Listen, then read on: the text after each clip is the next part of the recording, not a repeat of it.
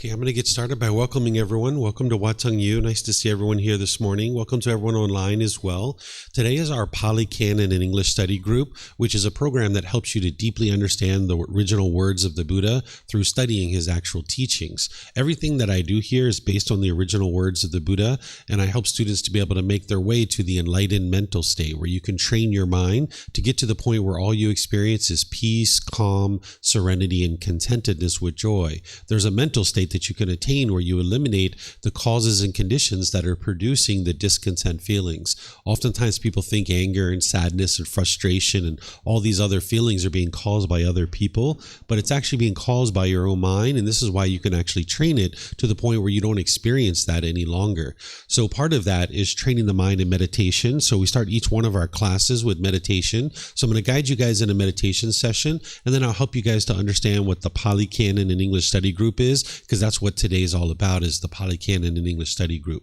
So if you'd like to join for the meditation, I start with some chanting to ease us into the meditation, and you'll find these chants on a laminated sheet over there on the cabinet. If you'd like to help yourself to getting a laminated sheet, you can get one and you'll be able to see what I'm actually chanting. Those of you guys that are online, you'll find these chanting sheets on our website at buddhadailywisdom.com. You can click on free books and then just scroll down towards the bottom and you'll see these chanting sheets. I'm going to be chanting in the Pali language. This is the historical language of the teachings of the Buddha. And if you are learning the teachings of the Buddha in the Theravada tradition, they will typically chant in the Pali language. The Pali language is something that was used in order to capture the teachings of the Buddha, and what we see is the historical teachings of the Buddha. There's 45 books of teachings that we still have that are considered the Pali Canon, or the original source teachings of the Buddha.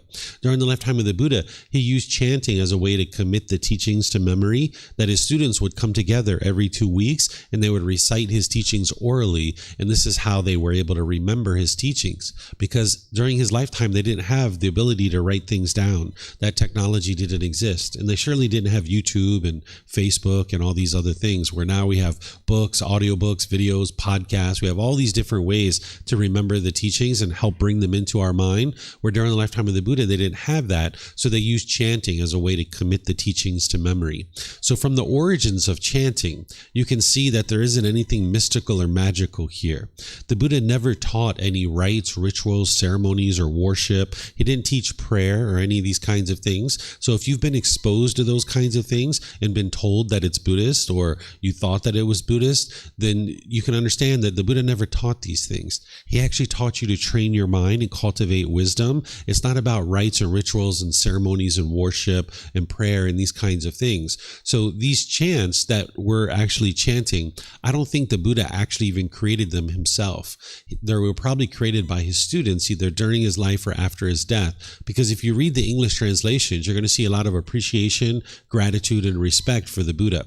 And a Buddha wouldn't go around and say, here, chant these chants to me out of respect for me, because this would be arrogance and pride. This would be putting yourself above other people. And an individual who's gotten to enlightenment, they've eliminated their ego. They no longer consider themselves or even think of themselves as being above other people. So the Buddha wouldn't have created these chants, but if you learned from a teacher how to move from the anger, sadness, and frustration and all these other discontent feelings to this peaceful and joyful mental state that is enlightenment, and this teacher didn't want anything from you or expect anything from you, you probably have a lot of respect and gratitude for that person too. So that's where I suspect that these actually came from, as his students, either during his life or after his death.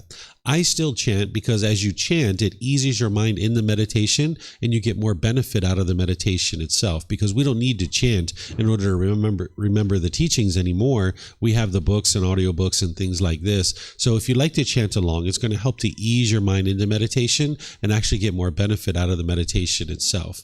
In terms of your body positioning for meditation, the Buddha taught 4 positions to meditate in: seated, lying, standing, and walking. And you would learn these at different times in your journey to enlightenment, because your body isn't going to be able to permanently be in the same position. You're going to need at different times in your life different positions to help you to be able to meditate. So you would like to learn all 4 of these at a certain point, and there's various courses and classes and retreats that you're able to do that. But today what I'm going to do is just kind of help you a little bit with the seated position, because that's oftentimes where people start and they first learn in the seated position.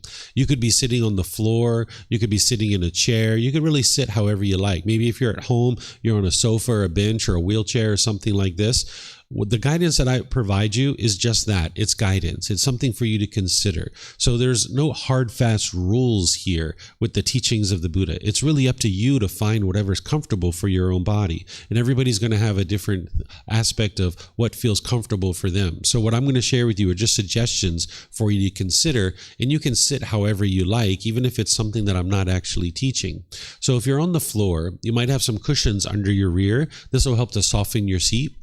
And then if you're going to bring your legs together in the cross-leg position, you might just do that lightly. Whereas if they're real tight, this can impede the circulation in the lower body. So you'd like to just do that kind of lightly. Some people like to put their legs off the mat. This gets your hips up in the air, and it lessens the angle at the hips, the knees, and the ankles, allowing the circulation to flow, minimizing the opportunity for any pain to develop in the lower body.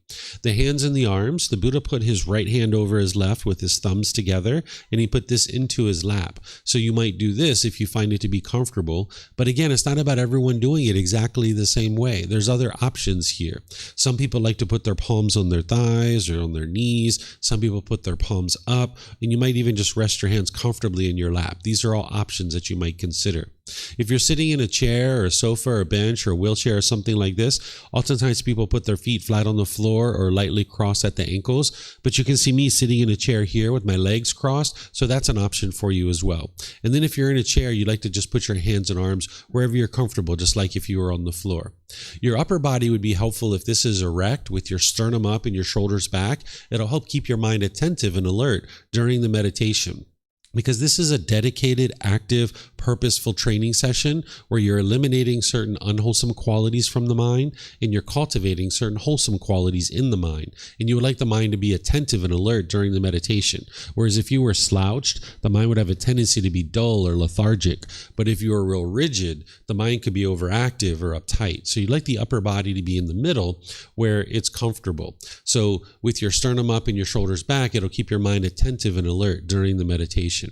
So you're going to hear that I actually start with the chanting. There's going to be some guidance that I provide you as we're actually doing the meditation. I'm going to be instructing you in the meditation while we're actually doing it. There's going to be a period of time where it's just quiet and we're all meditating together, those of us here and anybody online. I'm sure during that period of time of quiet, you're going to hear occasional sounds, like maybe you might hear a car go by or a bird chirping, a dog barking, someone might cough or sneeze. As long as your mind doesn't have a craving for permanent silence, then you can be at ease and you can be peaceful and joyful during this period of time where there's any kind of sounds, because you're not going to be able to be in an environment where it's permanently quiet. It's not possible because you live in an impermanent world. But the unenlightened mind tends to crave permanence. So if you crave permanent silence during meditation and you hear a sound, you'll be frustrated or agitated or annoyed. But that's your own mind that's causing that. It's not the outside world that's causing it. So you can understand during that period of time where it's quiet,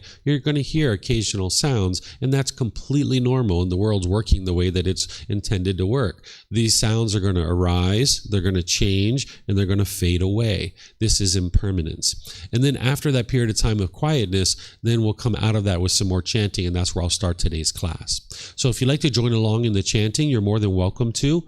And then afterwards, I'll come back in with the guidance to be able to help you. Arahang Samma Sambuddho Mahakewa Potang Mahakewanang Apiwate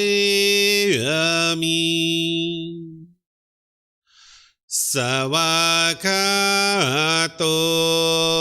Makawata Tammo Dhammang Namasami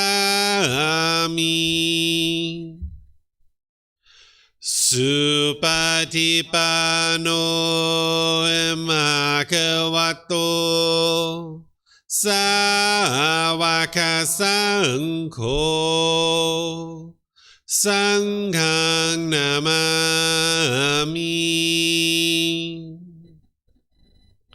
Namo Rasa Bhagavato Arahato สัมมาสัมพุทธัสสะนะโมตัสสะภะคะวะโตอะระหะโตสัมมาสัมพุทธัสสะนะโมตัสสะภะคะวะโตอะระหะโตสัมมาสัมพุทธัสสะอิติปิโสมะคะวะอะระหังสัมมาสัมพุทโธวิชาจารณังสัมมุโนสกขาโตโรกาวิตุ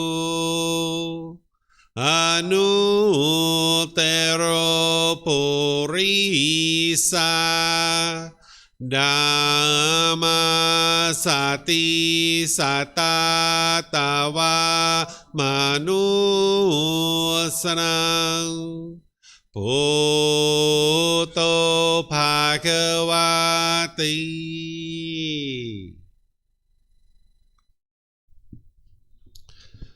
Okay, with the lower body and hands and arms comfortable, and the upper body erect, just close the eyes and start breathing in through the nose and out through the nose. Here you're just looking to establish the breath, a nice, natural, steady, consistent breath. Not forced or controlled, just a gradual inhale through the nose, experiencing the full breath. And then whenever you're ready, exhale out through the nose. Breathing in and out. Breathing in and out.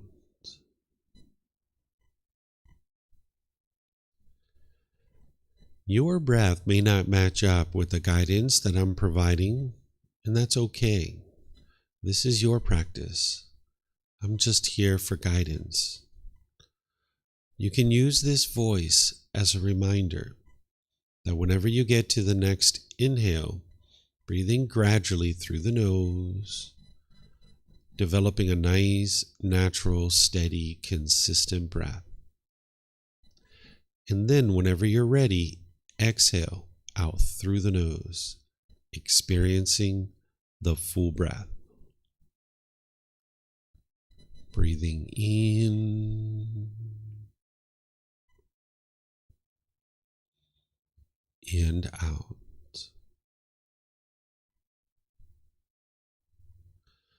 Breathing in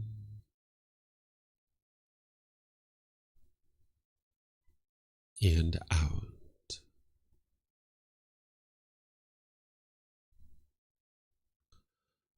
With the breath well established, start focusing the mind on the breath. Either the sound of the breath coming into the nose, or the sensation of air moving over the skin into the nose. The breath is the present moment. Fixate the mind on the breath, the present moment. Breathing in and out.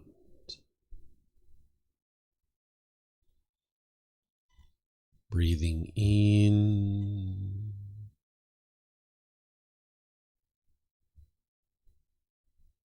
and out.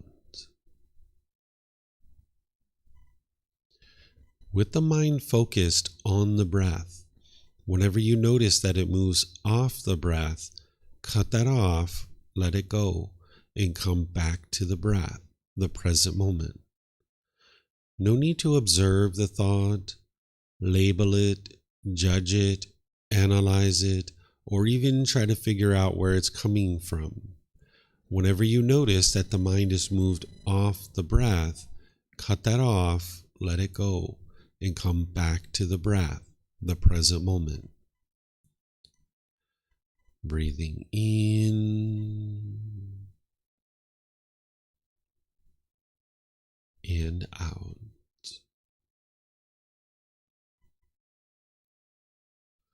Breathing in and out.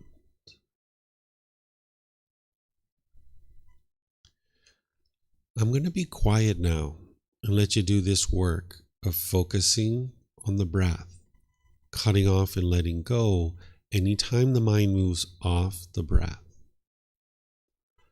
You have nowhere to go. There's nothing to do. No one needs you right now. This is your time to focus on the breath. Breathing in and out.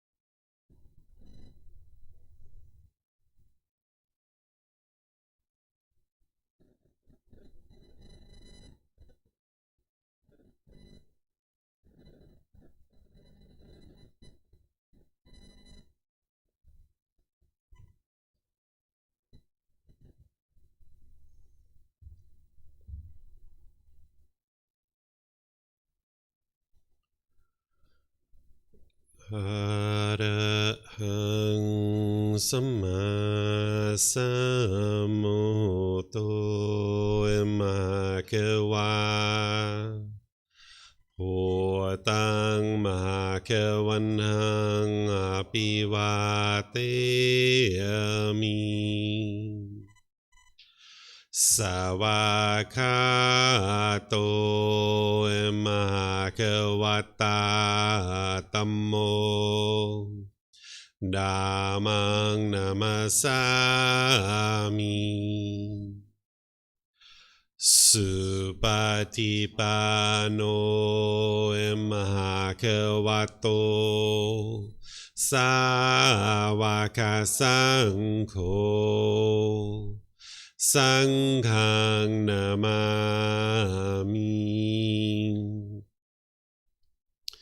Namo rasa bhagavato arahato samma sambuddhassa Namo rasa bhagavato arahato samma sambuddhassa Namo rasa bhagavato arahato samma sambuddhassa Iti piso emakewa Arahang Samma Sambuddho Vicacaranang Sammuno Sakato Rokavitu Anutero Purisa Dhamma sati satatawa manusanang Bhutto Bhagavati. Okay, if you guys would like to slowly make your way out of meditation. Once again, welcome to everyone. Nice to see everyone here this morning. Welcome to everyone who's joining online as well. This was breathing mindfulness meditation. This is a meditation that trains your mind to develop the wholesome qualities of mindfulness or awareness of mind and concentration. These are two qualities that you're going to actually need in your journey to enlightenment. That mindfulness, being aware of what's going on in your mind, you can be aware of your thoughts, your ideas, the things that are happening in your mind, and then you can have concentration as well, where you can be focused and concentrated in your day-to-day life and bring forth your wisdom to make wise decisions in any given situation. The reason why mindfulness is so important is because that when you see your mind longing, yearning, when you see your mind pulling towards the objects of its affection with craving, desire, attachment, you can cut that off and let it go. Or if you notice anger, frustration, or sadness, or any of these other discontent feelings starting to arise, you can cut that off and let it go. That's what you're doing when your mind's moving off the breath. You're training the mind to let go, let go, let go. Because the unenlightened mind doesn't know how to do that. That's what's causing your mind to be angry and frustrated and sad and having irritation and annoyance, guilt, shame, fear, stress, anxiety, loneliness, boredom, shyness, resentment, jealousy. All these feelings are coming from the mind's longing, yearning, wanting things to be permanent. Where if the mind gets what it wants, it gets pleasant feelings like happiness or excitement or elation or thrill, exhilaration, euphoria. But if the mind doesn't get what it wants, it gets anger, sadness, frustration, irritation, annoyance, guilt, shame, fear, stress, anxiety, loneliness, boredom, shyness, resentment, and jealousy. The mind doesn't know how to let go. If you think back to maybe a boyfriend or girlfriend that you had when you guys were together, when you first got together, you were so happy because you were getting what you wanted, which was this affection and this new person in your life. At the beginning of the relationship, you felt so great. There was so much pleasure because you didn't have any expectations of this person. You didn't want anything from them. You You were just interested in getting to know this person. So at the very beginning of the relationship, everything was so wonderful.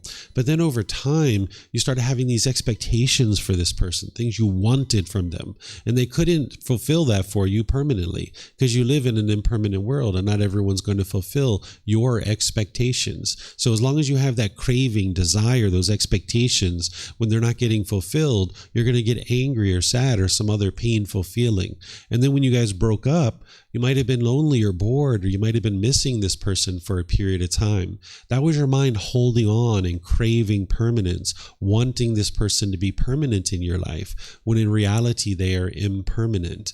So the mind needs to know how to let go. So if during your meditation, maybe 10, 15, 20 times, you had to let go, let go, let go, let go, this is actually really good for the mind to train it to be able to let go. So that in day-to-day life where you're noticing these discontent feelings arising, you can let go. And now your mind can be peaceful and joyful.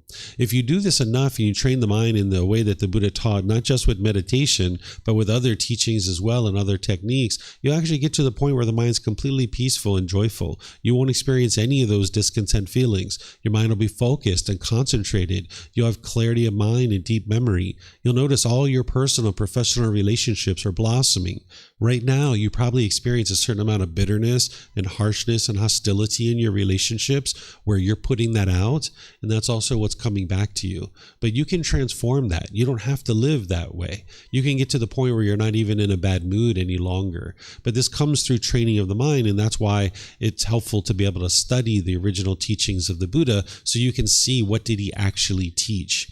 There's no amount of rites, rituals, ceremonies, and worship or prayer that's going to get you to the point where your mind's peaceful and joyful permanently. It's through training the mind. The Buddha discovered 10 individual pollutions in the mind, and when you uproot these pollutions out of the mind, that's where the mind's going to experience more and more of the peace and more the joy. The enlightened mental state is something that you're attaining gradually over time. It's not instantaneous. Sometimes people think that you sit under a tree, you meditate, and you instantly get to enlightenment. That's what the Buddha did according to some people, but it's not actually true. If you look at his original teachings, you can see where he says it was gradual training, gradual practice, and gradual progress that led to his enlightenment. It wasn't instantaneous. So you're going to need to know how to do this gradual training, gradual practice, and gradual progress. And that's why all throughout our various courses and retreats, we help you to be able to do that. This particular program is called Pali Canon and English Study Group, where we study the original words of the Buddha. But we have other programs that are better designed to help you build a foundation in the path to enlightenment. Every month, there's a course, the first full week of the month, where I teach the Foundation in the Path to Enlightenment course. It's a Monday through Friday from 9 a.m. to 3 p.m., where I'm gradually helping students to develop their foundation in the path to enlightenment. There's a program each Sunday and Wednesday called the Group Learning Program, where each Sunday and Wednesday, I'm just teaching you maybe like an hour and a half each Sunday and Wednesday to gradually help you develop a foundation. We use this first book of our book series. It's called Developing a Life Practice, the path that leads to enlightenment. This is what we do each Sunday. We go chapter by chapter by chapter. And tomorrow we're going to be in chapter 2 because we just recently restarted this program. So if you'd like to come tomorrow, that chapter is titled Why Study Gotama Buddha's Teachings. I'm going to help give you an introduction to the teachings of the Buddha so that you can understand a little bit about what he actually taught about the path to enlightenment. Then on Wednesdays, I share meditation. So each Sunday, I go chapter by chapter in this book. And you can actually get it for free. You can download it from our website. You can take it and go print it yourself. You can get printed versions here, just reimbursing us for our printing costs so we can go buy some more books. Or you can order it on Amazon. And that would be the best place for someone to start, is in the first book, the first volume. And sometimes students spend a good year or more just studying that, because you could read it multiple times and be learning each time you actually read it. There are some students that have told me they've read it 8 or 12 times, and they're still learning each time they read it. In this particular program, the Pali Canon and English Study Group, we study volumes 2 through 13 of our book series. And right now, we're in volume 11 of the book series. Volume 11 is titled The Realms of Existence. This is a book that's teaching you about the cycle of rebirth and the 5 realms of hell, animal realm, afflicted spirits, the human realm, and the heavenly realm. These are things that the Buddha taught because this is actually how the world truly is. None of the teachings of the Buddha are based in belief. He never taught you to believe anything. He taught you to learn, examine, and investigate his teachings, to reflect on them, to independently verify whether they're true or they're false. And then he taught you to practice these teachings in order to be able to train your mind and experience this transformation of your mind. And he taught you the 5 realms of existence and the cycle of rebirth, because this is what is actually occurring. Right now, you might be believing that you only have one life, but you don't have any evidence of that. You're just believing that. But if you peer into this, you'll actually be able to see that there is an actual cycle of rebirth. And this is something that can be independently verified through learning and growing and developing, and be able to see the teachings that it takes to be able to independently verify that the cycle of rebirth is true. If you were meditating and you were training your mind through all these other teachings, and you're lifting this pollution out of your mind, and you start having vivid memories of your past life, say like you were murdered in a past life, and you started having these recurring memories of being murdered over and over and over again, if you didn't realize that that was your past life memories, it could really shake you up. You can learn how to let that go and set it aside. Or like if you didn't know that there was 5 realms of existence, of hell, animal, afflicted spirits, which are like ghosts, human realm, and heavenly realm, and you started seeing some of these beings because some of them are formless beings. If you started seeing some of these beings, which some people can see them, it would probably really shake you up if you didn't understand that's the way the world is. And then as you're training your mind, some people can actually have communication with these beings, where beings in the hell realm or the afflicted spirit realm or the heavenly realm can actually communicate with you. And again, if you didn't understand that this is the way the world is, it could really shake you up. So the Buddha is teaching you these things because this is the way the world is. He didn't teach you the way the world should be. And then if everybody, learns certain rules and commandments, that you'll have this wonderful afterlife. He didn't teach you to have a wonderful afterlife. He's teaching you to get to a wonderful life now in this life. He's teaching you not to experience another life after this, so that you can get to the point where your mind's completely liberated and free,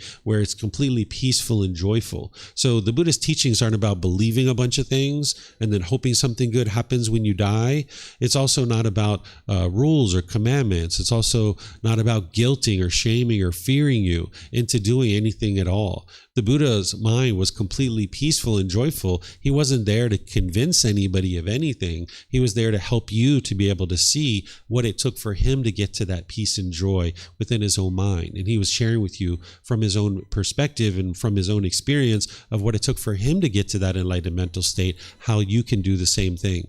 So throughout the various programs and courses and retreats that we have, I teach students in a more traditional way, where I'm kind of teaching for 15, 20, 30 minutes, and then I open up for questions. I teach another 15, 20, 30 minutes, open up for questions. But this particular program, where we study volumes 2 through 13, we do it a little bit differently.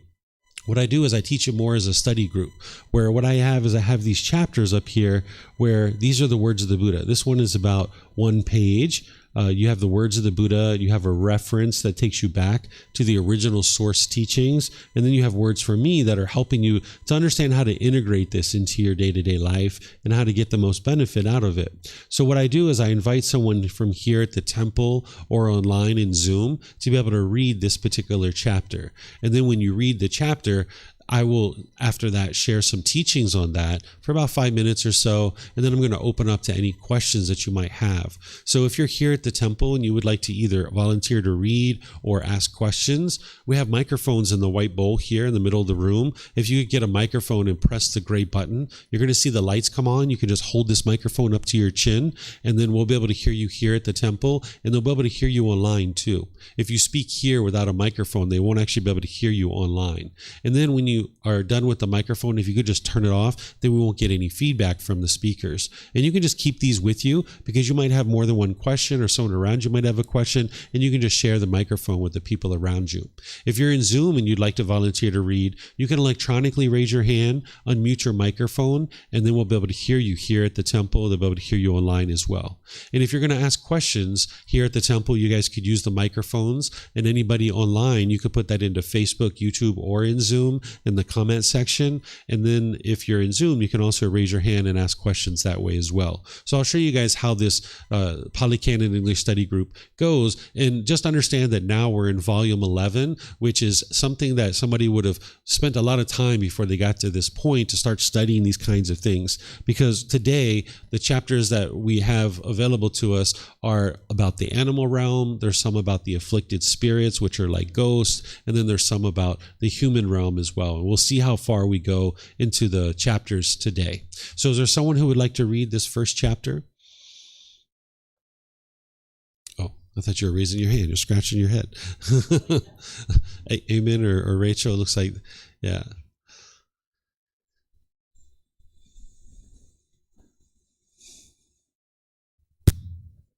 Chapter 41, Terrible and Harsh Prison of Hell and Prison of Animal Realm.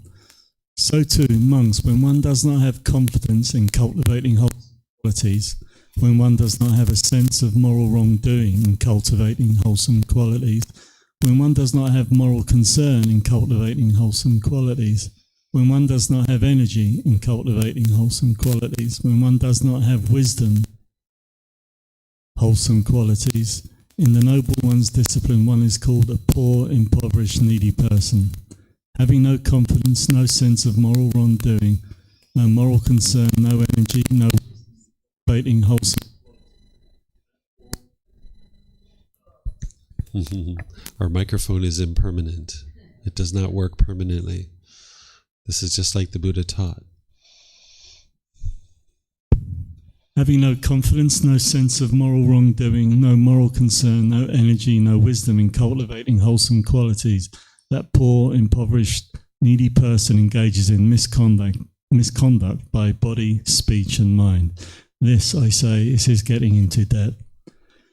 To conceal his bodily misconduct, to conceal his verbal misconduct, to conceal his mental misconduct, he nurtures an evil, unwholesome desire. He wishes that no one know me. He intends with the desire that no one know me. He speaks statements with the desire that no one know me. He makes bodily endeavours with the desire that no one know me. This, I say, is the interest he must pay.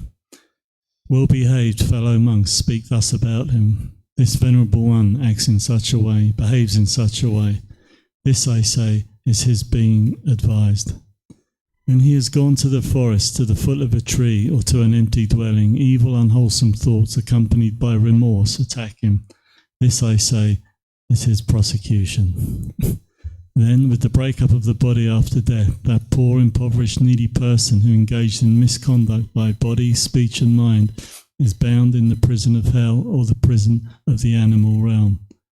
I do not see, monks, any other prison that is as terrible and harsh, and such an obstacle to attaining the unsurpassed security from bondage, enlightenment, as the prison of hell or the prison of the animal realm. Okay, thank you, sir.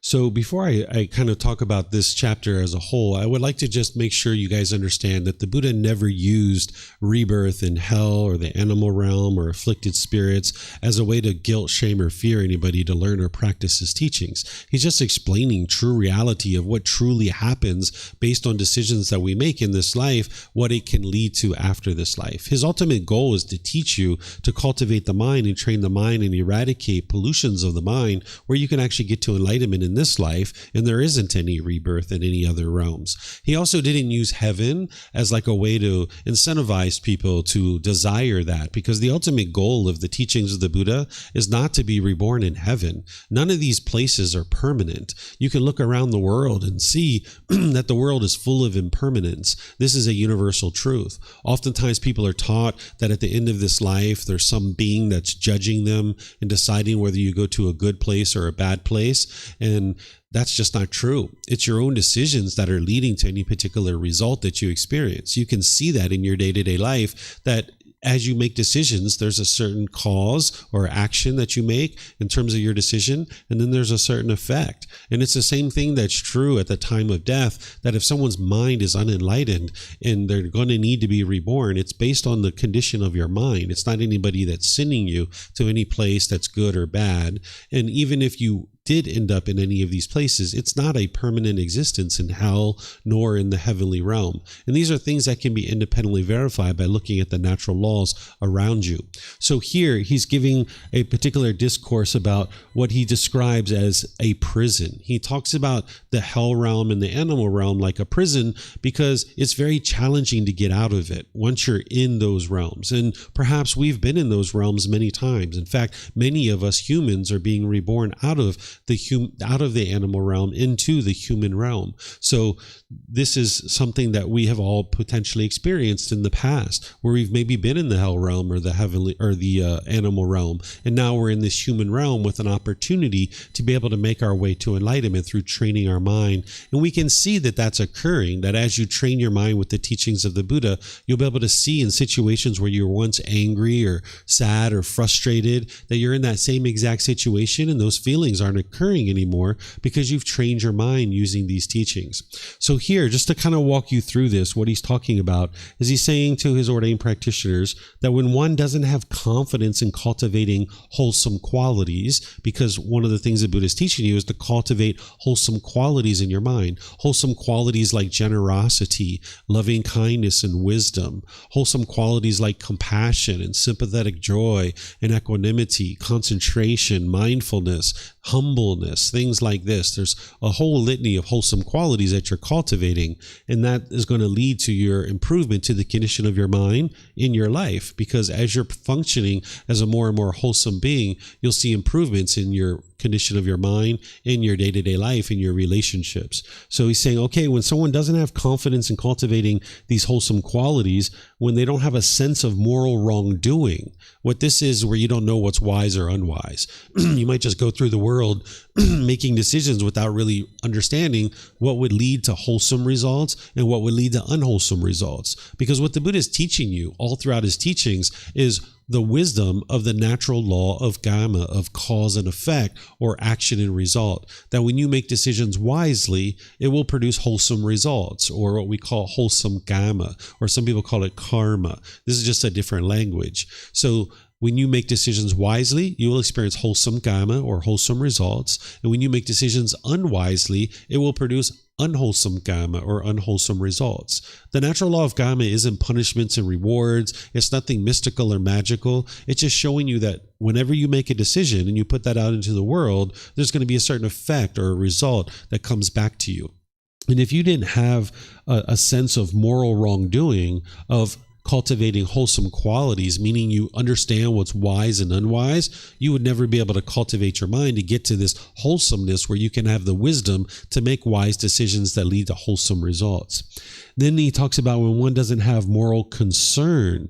Moral concern is like having concern of doing something unwise in the world. That if you have moral wrongdoing, you know what's wise or unwise. And then if you have moral concern, you're not interested in doing harmful things in the world that would harm other people. Because if you understand the natural law of Gama, any harm that you put out, it's just going to come back to you. So if you're causing harm to someone's physical body, to their material possessions, to their reputation, or things like this, those individuals are going to most likely be interested in harming you too.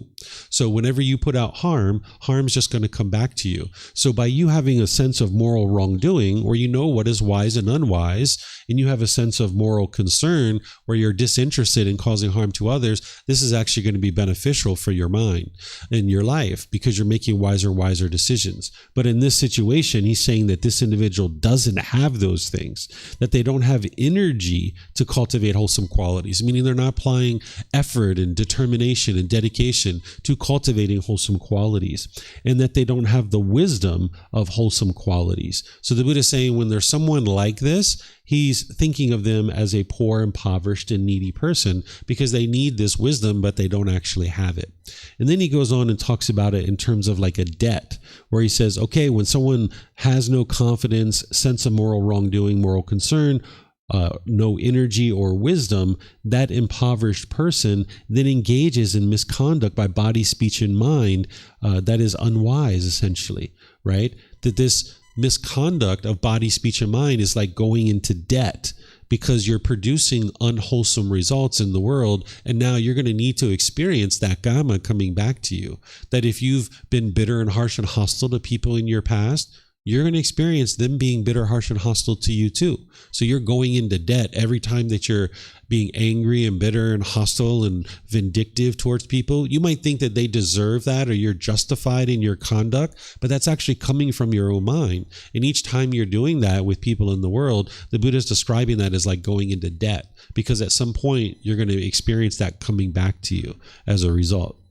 Then he says, okay, this individual tries to conceal his bodily misconduct, his verbal misconduct, or mental misconduct, meaning to a certain level, this individual knows that what they're doing is unwise, and now they're trying to kind of hide it from people and not let people know what they're actually doing. And we've done that, right? We've all done that at some point. Like think about when you were maybe doing unwise things when you were a child living with your parents. We tried to conceal what we were doing, right? We knew at a certain level what we were doing was unwise, and we didn't want nobody to find out about it. So we were trying to conceal it, right? So that's what the Buddha is saying here, that because this person is concealing their misconduct, they're nurturing this evil, unwholesome desire to continue to do unwise things. So now this person is thinking like, let nobody know what I'm doing, right?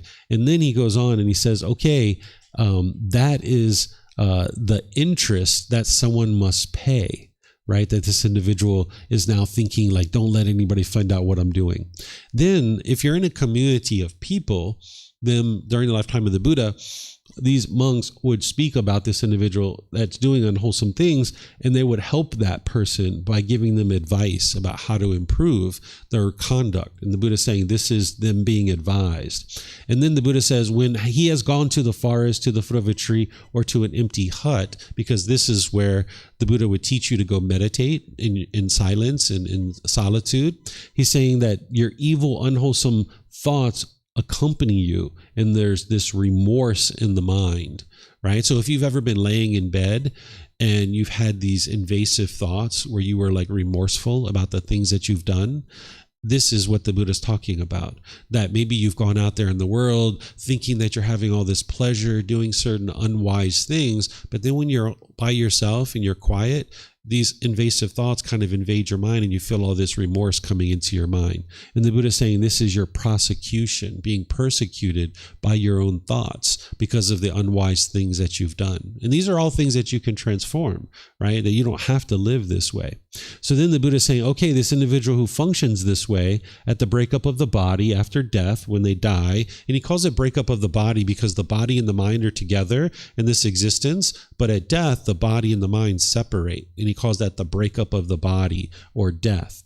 He says, okay, this person who's engaged in this misconduct by body, speech, and mind, then they're bound to this prison of hell or prison of animal realm, meaning that that's where they're going to end up being reborn because of their condition of their mind, that their mind is so polluted that they're trying to hide their misconduct, that they're not even interested in cultivating wholesome qualities. They're just out there doing all these unwholesome things. And then he's saying, okay, this is a very harsh place to exist because it hinders you from being able to actually get to enlightenment. When you're in the hell realm or the animal realm, or even the afflicted spirit realm, which is the ghost realm, you actually can't get to enlightenment. You can't cultivate your mind to the same degree as a human being.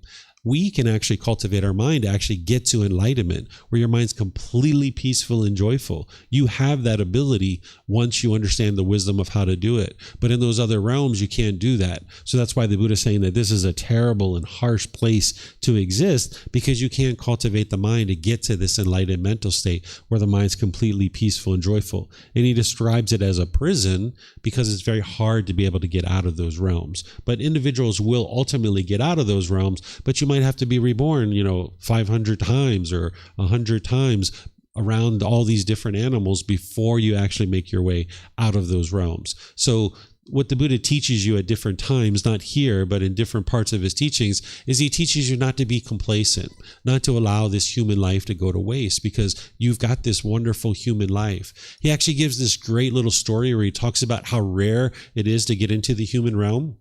He talks about if the entire world is flooded and the entire globe is full of water, and there's this ring, a small ring that someone tosses onto the surface of the water, and this ring blows all over the surface of the earth on the water, and down under the sea there's this blind turtle that comes up for air once every 100 years. He says, how likely do you think it is that this blind turtle coming up once every 100 years is going to put its neck into that ring?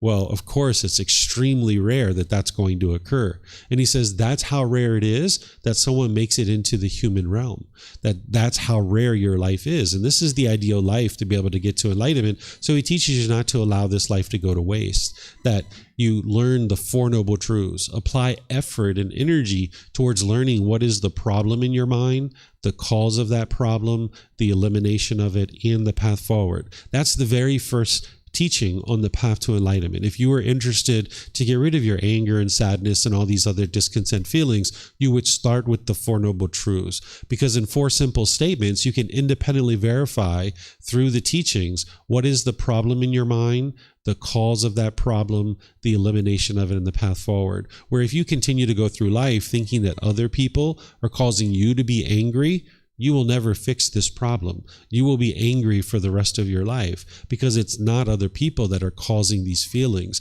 But if you went through life believing that, you'll probably be pushing people away. Like you'll push your friends and family members out of your life. This is called aversion, or you might push the situation away. You might be bitter, harsh, and hostile to people, trying to kind of fear them into doing things your way. Or you might put your expectations on people, trying to control them and pressure them to do things your way. And as long as you're doing this, you'll never get to peace and joy. But that's what the unenlightened mind does when it doesn't understand the Four Noble Truths. So this is an interesting discourse that the Buddha is sharing to be able to help you see a certain aspect of the hell realm and the animal realm.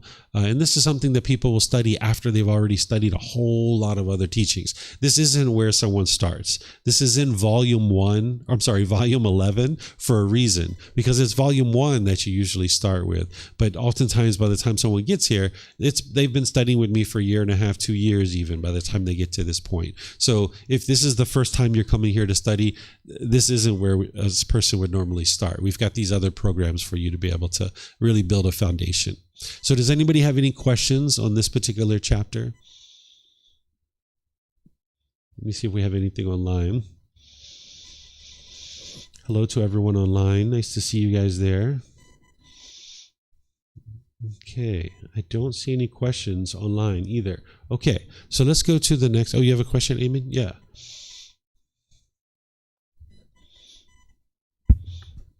Thank you.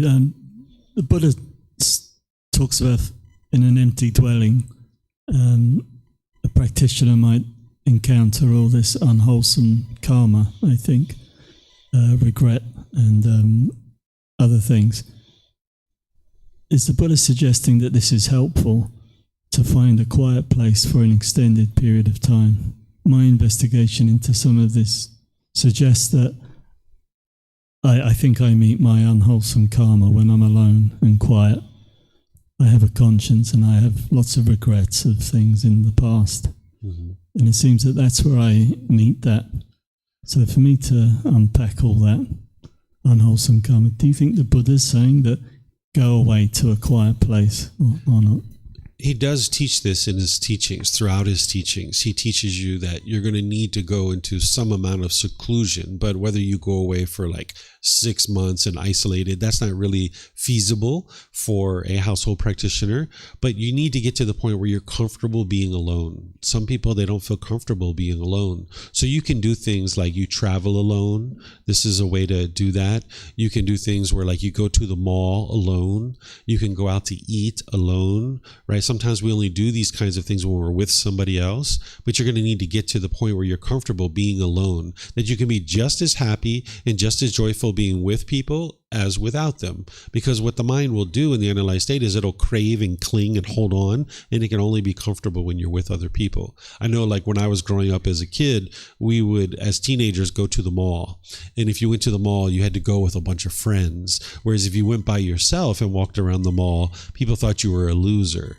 right? Or like when I went to college and I would go eat in the dining hall, if you didn't go with a bunch of friends and you were just sitting somewhere eating by yourself, people thought you were a loser. Nobody wanted to spend time with you, right? So this is the mind wanting to be perceived by others in a certain way and clinging and holding on that I can only be happy when I'm with other people.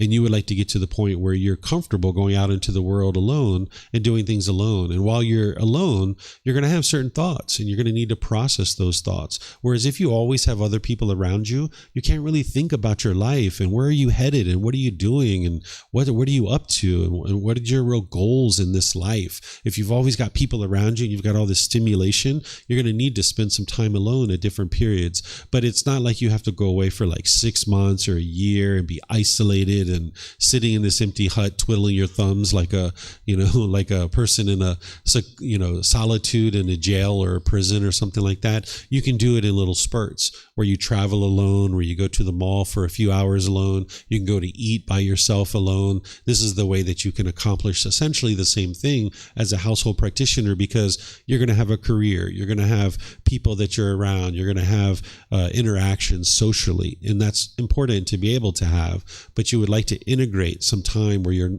not always around other people. Okay. So now let's go to the next chapter. Let's see what this next chapter is. Yeah, this one is chapter 42. Someone like to read this one?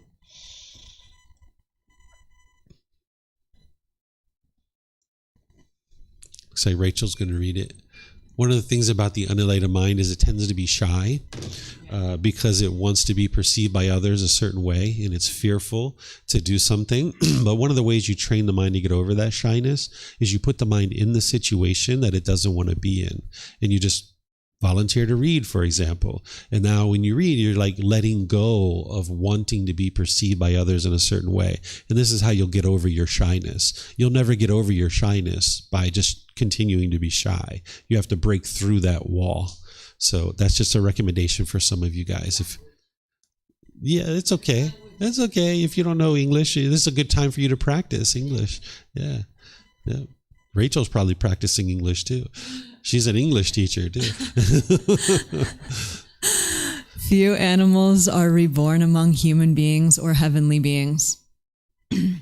What do you think, monks, which is more, the little bit of soil in my fingernail or the great earth?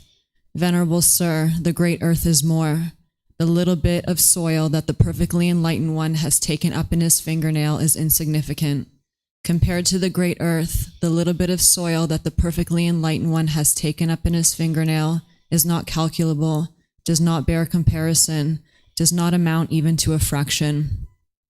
So too, monks, those beings are few who, when they pass away from the animal realm, are born among the human beings. But those beings are more numerous who, when they pass away from the animal realm, are reborn in hell, in the animal realm, in the realm of afflicted spirits. For what reason? Because, monks, they have not seen the Four Noble Truths. What for? The noble truth of discontentedness, the noble truth of the cause of discontentedness, the noble truth of the elimination of discontentedness, the noble truth of the way leading to the elimination of discontentedness. Therefore, monks, an effort should be made to understand this is discontentedness.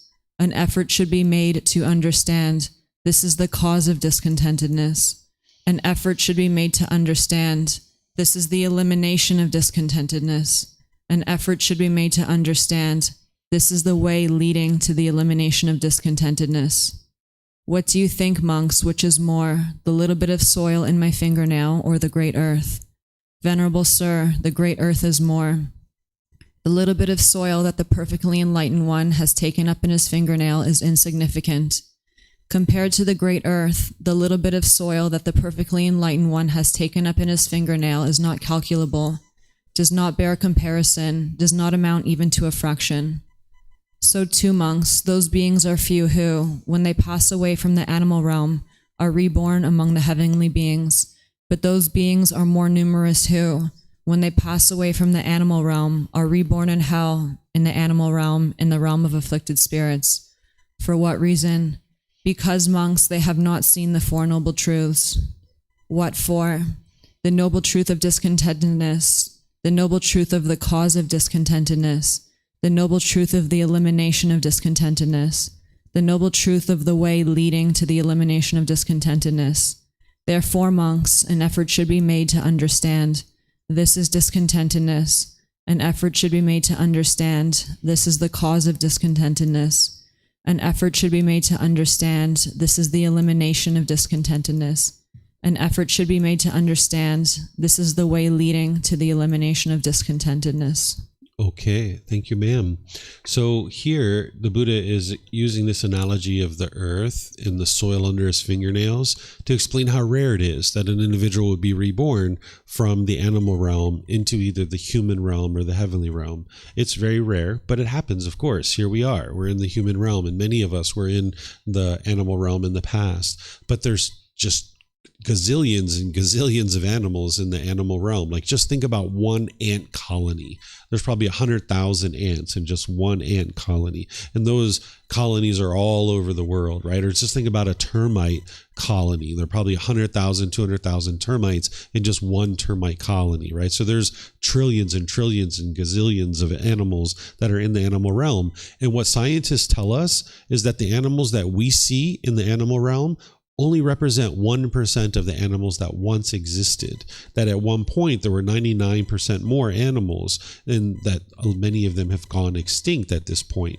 So even though there's so many animals even there now, there was even more in the past, right? So now here we are in the human realm, and what the Buddha is saying essentially is saying, hey, it's so rare that an individual gets to the human realm, and the reason why is because those individuals that are in the animal realm, they don't see the Four Noble Truths. They don't understand the Four Noble Truths. They don't penetrate into the Four Noble Truths. That's what he's saying down here. The Four Noble Truths is the very first teaching of the Buddha, where you understand the problem in the mind is discontentedness.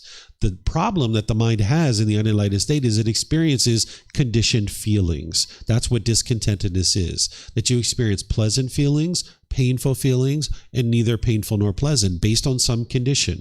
So for example, if it's sunny outside, you might be happy or excited, right? But now, because you've based your inner feeling of happiness on the sun is not permanent. So that means your feeling of happiness is not permanent either. As soon as it rains or some other weather event, you're now sad or frustrated. Or if you get happy and excited when your bank account balance is up here, you're basing your happiness on a condition, meaning your bank account is here, so that means you're happy. But that is not permanent. So when your bank account balance goes down here, you're now sad or frustrated or agitated. This is what a conditioned feeling is, that you're basing your inner feelings on some condition. If your mom calls you today, maybe you're happy. And if she doesn't, you're angry or sad or frustrated. Or if your boss does this, you're happy. But then if they don't do that, you're angry or sad or frustrated, right? So you can see that it's not other people that's causing your mind to be discontent. The first noble truth is explaining to you what the problem is that your mind is essentially going up and down, experiencing pleasant feelings, painful feelings, and something called neither painful nor pleasant. This is like uncomfortable or dissatisfied. The cause of this is explained in the second noble truth. The second noble truth explains to you that the cause of these discontent feelings is craving, desire, attachment, the longing, the yearning, the wanting things to be a certain way. And if you get what you want, you get happy with pleasant feelings, but if you don't get it, then you get angry or sad or frustrated. You can use this example. If you can think back to when we were children and we really wanted chocolate and ice cream from our mom and dad, when they gave us chocolate and ice cream, wow, we were so happy. We were so excited because we got what we wanted. But when we didn't get what we wanted, we were angry and sad and frustrated. And we probably blamed our parents. And we thought that they were the worst parents ever because they won't give me chocolate and ice cream, right? But it wasn't your parents that was causing that. It was your own mind having craving and longing, yearning, wanting this ice cream to be permanent. Same thing is true in any other aspect of your life that you can look at. Like, say if you bought a brand new car and you were so happy and excited based on the condition that you have this brand new car. Well, now if you park it at the store and you go inside and you come out and you see a scratch on your car, you might be angry or frustrated or agitated. It's not the scratch that's causing that. And it's not the person who scratched your car. What's causing that anger and frustration is the mind is craving permanence, wanting this car to be permanently beautiful, when in reality you live in an impermanent world. You're not going to experience this car being permanently beautiful. Now, we're not talking about what's wise or unwise, because when we walk through a parking lot, we aspire to never scratch someone's car. But the fact is that this car is going to get scratched. Right? It's only a matter of time. The paint's going to fade. The tires are going to need to be changed. The upholstery is going to get ripped and torn. And if your mind craves permanence, when those kinds of things are happening, you'll be frustrated and agitated and annoyed. And every single unenlightened mind is craving permanence. It's wanting things to be a certain way permanently. And you can only be happy when you get what you want. So the more expectations, the more wants, the more longing, yearning that you have in your mind, you're actually shrinking your happiness. You're sabotaging your mind's ability to be happy. Because if my mom does this, if my boss does this, if my brothers and sisters do this, if my bank account is this, if the weather is this, then I'll be happy. Right? There's all these conditions that have to be true in order for you to be happy. So you're shrinking your ability to be happy. You're sabotaging your ability to be happy. So the second noble truth is explaining the cause of discontentedness and why this discontentedness is occurring. The third noble truth is the elimination of discontentedness is possible by eliminating your craving, desire, attachment. If you can eliminate the longing, yearning, and chasing after the objects of your affections, wanting things to be a certain way permanently, and you can understand that the world is full of impermanence, that you're never going to get to a time where things are always happening your way, you can actually get to the point where your mind's liberated, and it's free, it's peaceful. But if you can only be happy when things are happening your way, that's going to limit your ability to be happy. But if you can understand impermanence and things aren't always going to be happening your way, now you can actually get to the point where there's complete peace and complete joy. So eliminating the cause, which eliminating the craving, desire, attachment, since that's the cause of the discontentedness, if you eliminate that, you will eliminate the effect. You won't experience discontentedness any longer. And the way to do that is in the fourth noble truth. That's the way leading to the complete elimination of discontentedness. And what that is the Eightfold Path. That's the core central teaching of the Buddha. That is the way leading to the elimination of discontentedness. If you study and you practice the Eightfold Path, integrating it into your life more and more, this is what's going to train your mind to get rid of craving, desire, attachment, where the mind's not longing, yearning, and chasing after the objects of its affection. But you're not also over here feeling dull and lethargic and lazy, that you can bring your mind to the middle where you're gradually pursuing your goals, your objectives, and you're doing that with ambition and enthusiasm based in wise decision making, not based in craving, desire, attachment, and chasing and forming your inner feelings on whether you get that thing or not. So the Buddha is encouraging people to be able to focus on the Four Noble Truths, because that's the very first teaching that helps someone get on the path to enlightenment and have a breakthrough to understanding why you're experiencing what you're experiencing, because then you can transform it.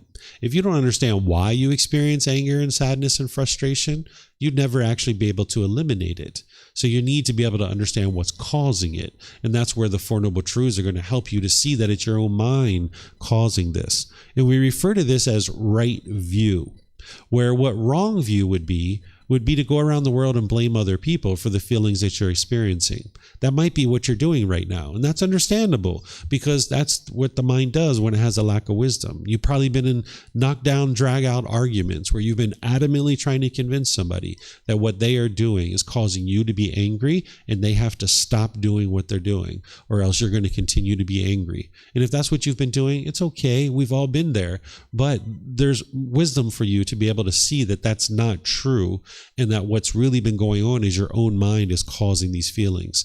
Now, other people might be doing something that's unwise, But that's not what's causing your mind to be angry and frustrated. It's your craving for permanence, wanting everybody to do things a certain way, right? Because the way that the unenlightened mind works is you have a certain amount of ego in your mind, a certain arrogance, a certain pride, thinking my way is the right way and everybody else's way is the wrong way.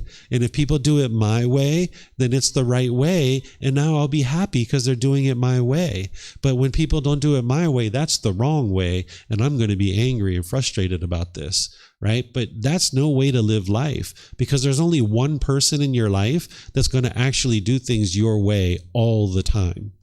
Do you know who the person is that's going to do things your way all the time? You got it, right? Yourself, right? You're the only one that's going to do it your way. So if you can only be happy when people do things your way, then you're going to need to go spend time alone and just be with yourself all the time. And you're probably not even happy doing that. Right? Being by yourself all the time. So if you would like to get to the peace and joy, you're going to need to understand that there's lots of impermanence in the world. Everybody's doing things differently. No one's going to be doing it your way all the time. And if you can get rid of this longing, yearning, and craving for things to be permanent, you can get to peace and joy. And it's the Eightfold Path that's going to help you to do that. And that's a very detailed teaching that I teach all the time. And it's been recorded many times. It's in the books. It's in the audiobooks. It's in all the different resources that I share, because it's so pivotal for your growth and development on the path. So that's what the Buddha is teaching you here, is to be able to penetrate into those Four Noble Truths, because that's what's going to really get you started heading down the road of solving this problem and having a real breakthrough to being able to actually get to the point where your mind's completely peaceful and joyful. So do you guys have any questions on this particular discourse where the Buddha is helping you to see how rare it is for beings to be reborn into the human and heavenly realm from the animal realm because they have not seen the Four Noble Truths? Any questions?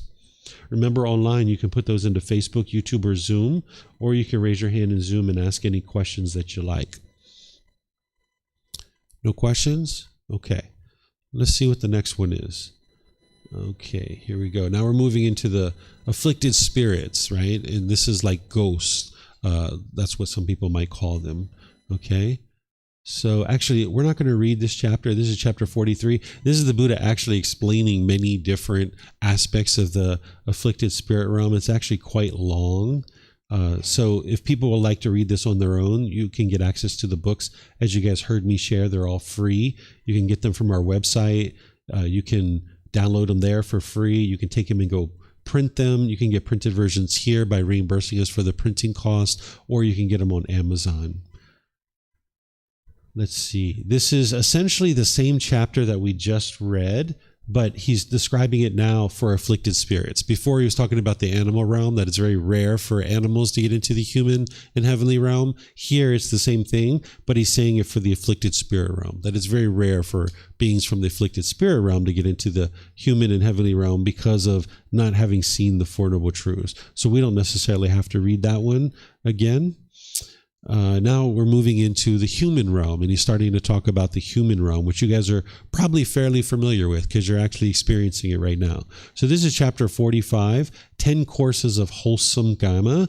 This is how the Buddha is describing to generate this wholesome karma, or these wholesome results in your life. Would somebody like to read this one? Yeah, sure. Go for it. Whoever would like to do that.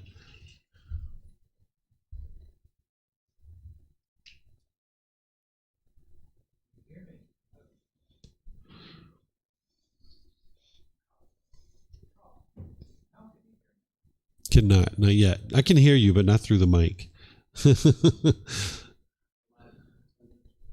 There you go. It's on now. Purity, this is called 10 courses of wholesome karma deposited in heaven. Purity by body, kunda, is threefold. Purity by speech is fourfold.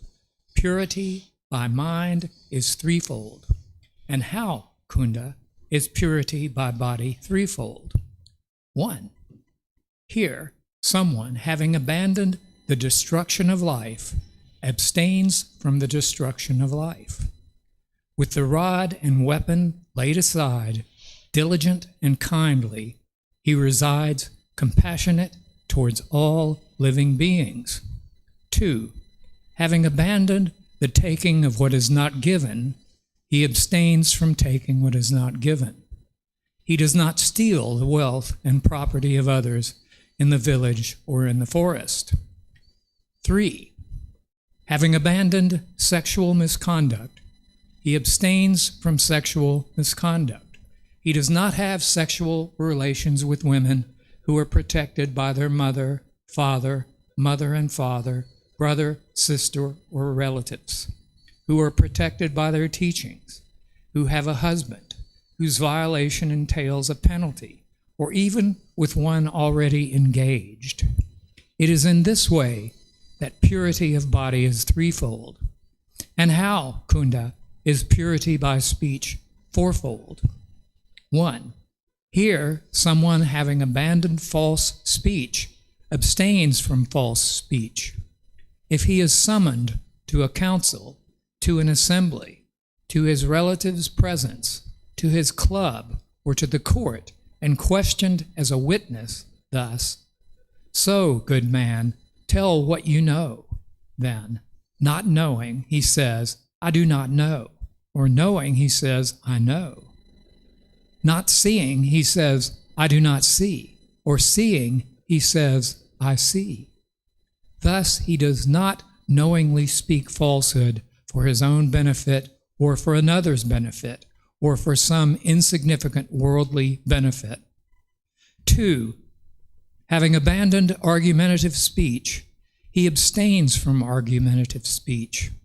Having heard something here, he does not repeat it elsewhere in order to divide those people from these. Or having heard something elsewhere, he does not repeat it to these people in order to divide them from those. Thus, he is one who reunites those who are divided, a promoter of unity, who enjoys calmness, rejoices in calmness, encourages calmness, a speaker of words that promote calmness.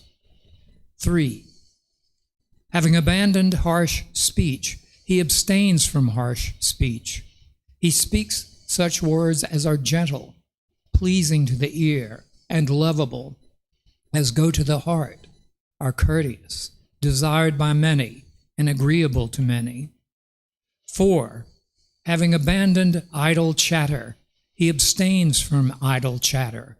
He speaks at a proper time, speaks truth, speaks what is beneficial, speaks on the teachings and the discipline. At a proper time, he speaks such words as are worth recording, reasonable, concise, and beneficial. It is in this way that purity by speech is fourfold. And how, Kunda, is purity by mind threefold? 1. Here, someone is without longing, craving. He does not long or crave for the wealth and property of others thus. "Oh, may what belongs to another be mine." 2. He is of good will, loving kindness, and his intentions are free of hate thus. May these beings live peacefully, free from hostility, harm, and anxiety. 3. He holds right view, wisdom, and has a correct perspective. Thus, there is what is given, sacrificed, and offered. There is fruit and result of wholesome and unwholesome actions.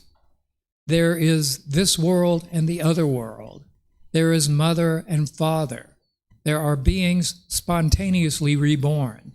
There are in the world ascetics and Brahmins of right conduct and right practice, who, having realized this world and the other world for themselves by direct knowledge, experience, make them known to others. It is in this way that purity by mind is threefold. These, Kunda, are the 10 courses of wholesome Kama. It is because people engage in these 10 courses of wholesome Kama that the heavenly beings, human beings, and other good destinations are seen. Monks, One possessing these 10 qualities is deposited in heaven as if brought there. Okay, thank you, Tom. So the ultimate goal of the teachings of the Buddha is not to get to heaven. That's not what he's teaching you. But for someone who is making their way to enlightenment, if you fall short of that for any reason, then there's the potential to be reborn in the heavenly realm. In that heavenly realm, those beings still need to get to enlightenment. They haven't escaped the cycle of rebirth. It's not a permanent existence. They will need to either get to enlightenment in that existence, or at the end of that existence, they will be reborn into another realm, potentially the human realm or even another realm, to then be able to continue until they get to enlightenment exactly themselves. So the Buddha here is just describing these 10 courses of wholesome Dhamma and how to generate this wholesome Dhamma, because you would like to get to the point where you're experiencing more and more wholesome results in your life. It's kind of like if you were walking down the beach and you were kicking up sand into the air and the wind was blowing that sand back into your eyes. You'd be like, I don't like this. Like I need to figure out how to stop this sand from blowing back into my eyes. Well, all you need to do is cultivate wisdom, make different decisions, and you will experience different results. So the wisdom is that you need to stop kicking up the sand. And when you stop kicking up the sand, it won't blow back in your face anymore. So if you lack wisdom of the natural law of Dhamma, you'll be out there in the world thinking you're doing all these wonderful things, where in reality, you're kicking up sand into your eyes because it keeps blowing back to you. So if you're going out there talking bitter, harsh, and hostile to your friends and family and your parents and things like that, that's all just coming back to you and blowing back in your face like this sand. And what you would like to do is stop kicking up this sand. So the Buddha is teaching you all throughout his teachings how to make wise decisions about multiple things. And one of the things that he teaches you is how to improve your moral conduct, your body, speech, and mind, this mental conduct, this verbal conduct, and this bodily conduct. So here he's kind of honing in on some various aspects of this conduct to really penetrate into how to help you to be able to see the wise decision making around your conduct. Now, what the Buddha is teaching you to do is eradicate certain pollutions in your mind, because that's what's actually motivating the unwholesome conduct. It's one thing to learn the wisdom of what the wholesome conduct would be, but it's a whole other thing to go out there in the world and actually be able to practice it. Because when you have pollution in your mind, which every unenlightened being has, you'll find it very challenging to go out there and speak in a very gentle and warm and loving way. Because it's one thing to sit here at a temple classroom, or if you're online joining us, it's very easy to sit here and talk about being loving and kind and warm and gentle. But in the heat of the moment, when you're out there talking with your friends and family and different people like this, it's very challenging for you because the mind has certain pollutions that are in there. So the Buddha is teaching you all throughout his teachings, the Eightfold Path and others, of how to purify your mind and how to train your mind to knock down the pollutions, to make it easier for you to then implement the moral conduct, where you can be wise in the way that you're interacting with people. So again, it's really easy to talk about being loving and gentle, but it's a whole other thing to go out there and actually do it. And that's why you need to be able to regularly be practicing things like breathing mindfulness meditation, loving kindness meditation, practicing generosity, and other things like this, because it's knocking down the pollution of your mind, so that then it makes it easier for you to go out there in the world and be loving and kind in all situations.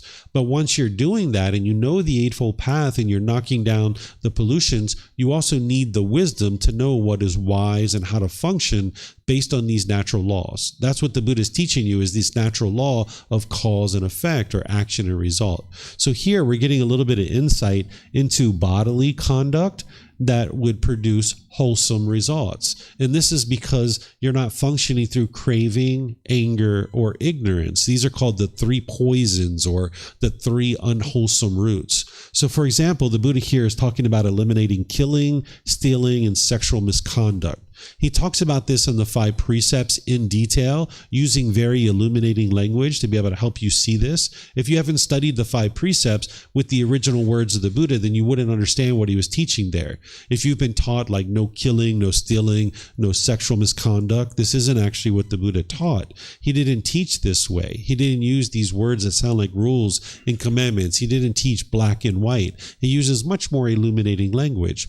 So by someone choosing not to kill, there's a certain amount of craving and anger and ignorance that has been eliminated from the mind. Or if someone's choosing not to steal, again, there's a certain amount of craving, longing, yearning that's been eliminated from the mind, a certain amount of ill will or anger towards others that has been eliminated, and a certain amount of ignorance that's been eliminated. There's some generosity, loving kindness, and wisdom being practiced there.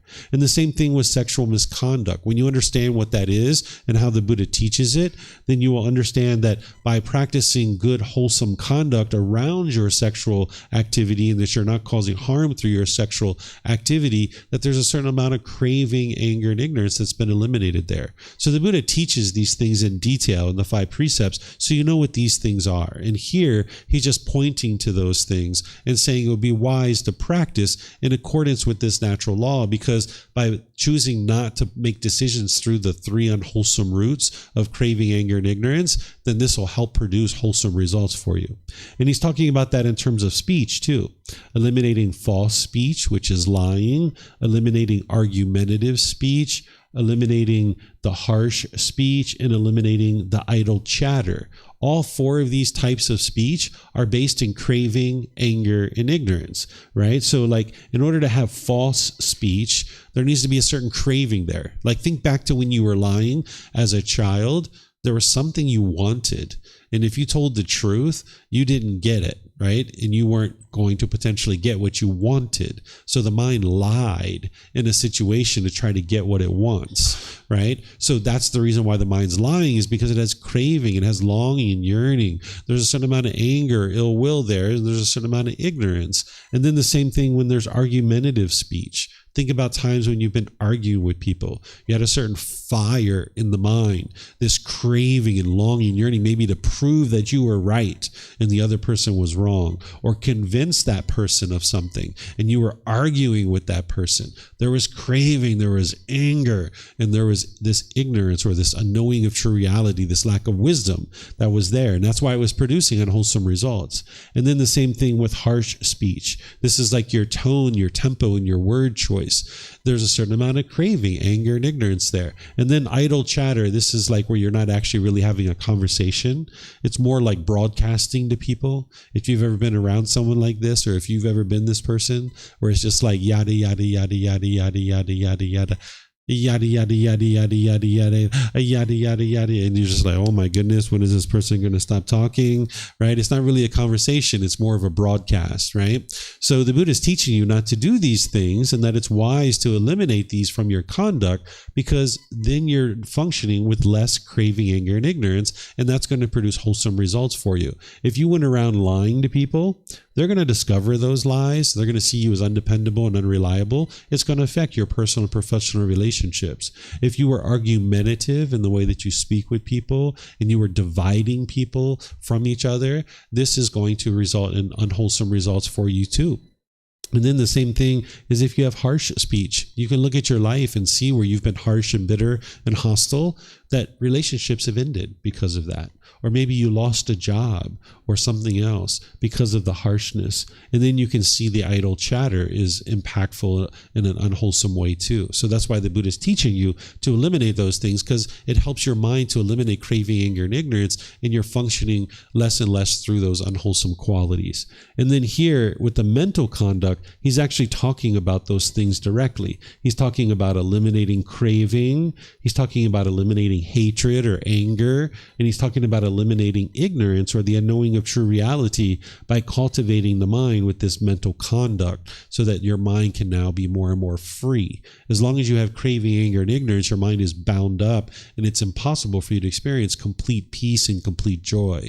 So this is the 10 ways that the Buddha is guiding you in cultivating this wholesome quality and purifying the mind to produce wholesome karma or wholesome results in your day-to-day life.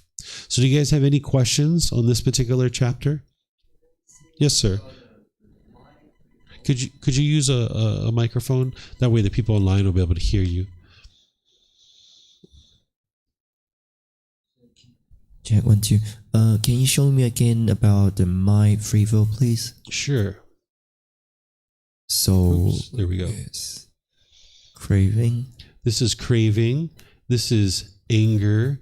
And then this is ignorance. But of course, he's talking about it from the wholesome standpoint. So he's saying someone without longing or craving, someone who has goodwill, which is loving kindness, which is exactly the opposite of anger and hate and ill will. And then there's lesser versions of that, like frustration, agitation, annoyance. And then he's talking about someone who has right view. This is someone who's deeply studied the Four Noble Truths and understands the truth of those Four Noble Truths, and they've cultivated a certain amount of wisdom. So the Buddha refers to this particular aspect of the mind as, on the unwholesome side, he talks about it as the unknowing of true reality, or lack of wisdom, or confusion, or misunderstanding. Because that's what the unenlightened mind has. When we say that the mind is sleeping, it's because it's lacking wisdom. But when the mind is awake to enlightenment, that's where the mind has wisdom. And that's what's going to help you to be able to cultivate the mind and actually make your way to enlightenment. So I have a question about my mind. Mm-hmm. I'm a teacher. Actually, is a trainer for fitness. So I base on my own experience, and now I'm helping more new instructors. So I know the way they're doing is wrong, and I'm always trying to. I'm not fixing them. I'm kind of like a fatherhood. It's like I don't want these kids experience the same thing, the same hurt, this kind of thing, like I was before. Mm-hmm. So it makes me, when they are doing something really wrong, I know the way that the fruit or the result is wrong. I will be like anxiety, and I really don't want to see that happen again. It makes me very anxiety. Mm-hmm. Is it? It's like that. So it keep running around and around in my mind, and everyone try, oh, just let them do it, just let them go. So like my mom telling me how I learned the tea is hot. It's once you touch it, oh, now they know it is hot. But I'm kind of, it always another way to avoid it. But how I can get myself to let go or try, okay, let them do it. What is the suggestions here? So what you need to do is train your mind with the Eightfold Path. There's not just something I can teach you in 2 minutes or 5 minutes that's going to completely transform your mind. But ultimately what you need to get to is understand that there's more than one way to do things, that even though you're thinking about this is the right way, there's actually multiple wise ways. Instead of thinking about it as right and wrong, because that just sounds like there's one right way and everybody else is the wrong way. This is the mind's ego thinking that way. So you would like to think about it as, this is the way that I've discovered that works, and this is a wise way that I've discovered, but realizing that there's other wise ways as well. And then there's plenty of unwise ways as well, right? And all you can do as a trainer is you can teach people how to do things the way that you've learned, and then ultimately it's their decisions that are leading to any particular result, right? You can't force this person to do things any particular way, but what your mind's doing is it's craving for everyone to do it this way. And now when they don't do it that way, that's where your anxiety is arising, because the mind's craving permanence. So as a teacher, as a trainer, all you can do is teach people what you've learned, and then it's in their hands to decide to do whatever they do. And then whatever they decide to do, they're going to experience the results of that, the consequences of that. So if they do it in a way that's different than what you taught, which sometimes they will, because not everybody's going to do it the way that you taught, they're going to experience the consequences. They might get injured, or they might injure a client or something like this. And you need to understand that that's their decision. It's not your decision. It's not coming from you. It's coming from them. But you need to be able to train your mind to let go and not crave this permanence, because you'll actually be more strict, more stringent, more harsh, more bitter, more hostile when you have that craving in there. And you'll feel anxiety when you're not getting things done your way. So it's the entire Eightfold Path that's going to help you to be able to train your mind. So that's what you actually need to be able to learn and develop. But ultimately what you can get to is where you understand that you're providing a service, you're providing education, you're providing instruction, and then it's in the hands of the students to do something with that.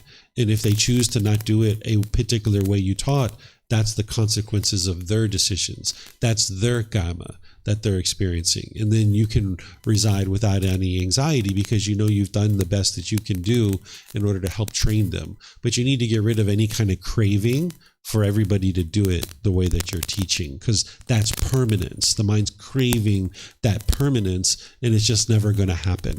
You can train 100 people, you could train 10,000 people, and all these people aren't going to do it the way that you taught. It's just impossible because of impermanence, and that's the world that we live in. But your mind is craving permanence in this situation, so that's why the anxiety is coming up. So there's breathing mindfulness meditation, there's generosity, and there's all these other teachings on the Eightfold Path that's going to help your mind to let go, so you can be comfortable with these kinds of things.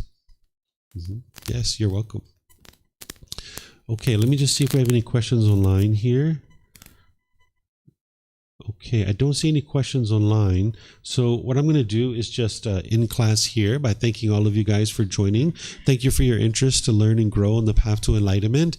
And if you'd like to learn more, you're more than welcome to. I have class tomorrow at 9 a.m. here at the temple, where I'm going to be actually teaching you guys a little bit of an introduction to the teachings of the Buddha. We're going to be studying that tomorrow. We're going to do meditation together, of course. But then you'll see me teaching in a more traditional way, where I'm teaching for an extended period of time, and then opening up for your questions, and then teaching, and then opening up for questions. And then on Wednesday, I'm going to be doing loving kindness meditation with students. This is a meditation to essentially rewire your mind to be more loving and kind, because that bitterness and harshness and hostility, it's just harming your own mind, and it's harming your relationship. So you like to get rid of that. So the loving kindness meditation is going to help you with that.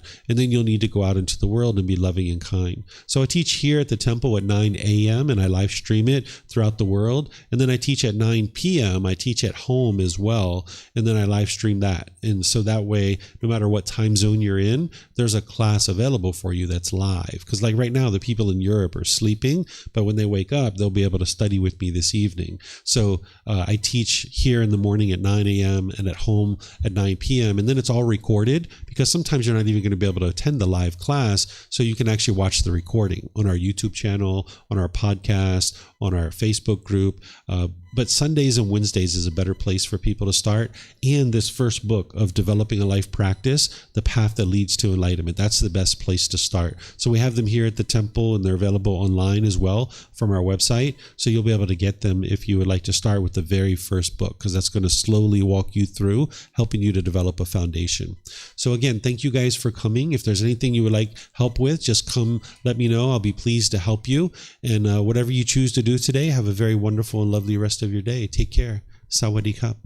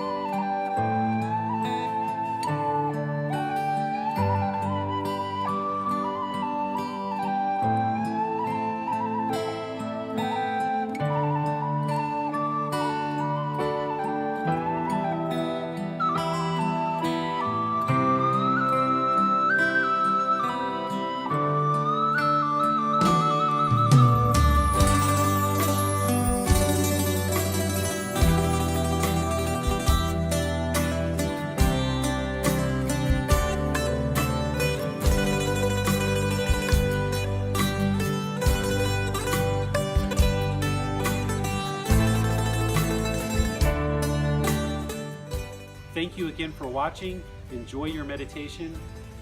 Look forward to seeing you online and answering any questions that you might have. Thank you so much.